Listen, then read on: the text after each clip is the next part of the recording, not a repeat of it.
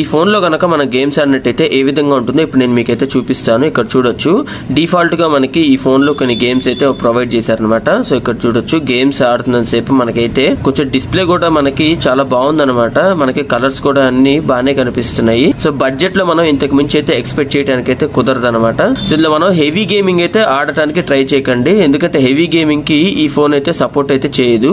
So ఇక్కడ చూడొచ్చు phone అయితే బాగుంది, గేమ్స్ పర్పస్ కూడా ఫోన్ అయితే బాగానే యూజ్ చేసుకోవచ్చు అనమాట. ఈ ఫోన్ తో పాటు మనకి పౌచ్ కూడా అయితే ప్రొవైడ్ చేశారు కదా. సో పౌచ్ చేసినట్టయితే మనకి ఫోన్ అనేది ఏ విధంగా లుకింగ్ గా ఉంటుందో ఇప్పుడు నేను మీకైతే చూపిస్తాను. సో ఇక్కడ చూడొచ్చు పౌచ్ అయితే వేస్తున్నాను. పౌచ్ కనుక వేసినట్టయితే మనకి ఈ విధంగా అయితే లుకింగ్ ఉంటుంది అనమాట. బ్యాక్ సైడ్ ఏదైతే ఫినిషింగ్ ఉంటుందో ఆ ఫినిషింగ్ అంతా ఈ పౌచ్ అయితే తీసేస్తుంది అనమాట. సో జస్ట్ మనకి పైన బార్డర్ ఏదైతే ఉంటుందో ఈ బార్డర్ మాత్రమే మనకైతే కనిపిస్తుంది. సో ఈ కింద బార్డర్ అంతా లైక్ ఈ కింద ఫినిషింగ్ అంతా మనకైతే కవర్ అయిపోతుంది అనమాట. సో కంపెనీ వాళ్ళు ఇచ్చిన పౌచ్ కనుక మనం వేసుకున్నట్టయితే మనకి ఈ విధంగా అయితే కనిపిస్తుంది అనమాట.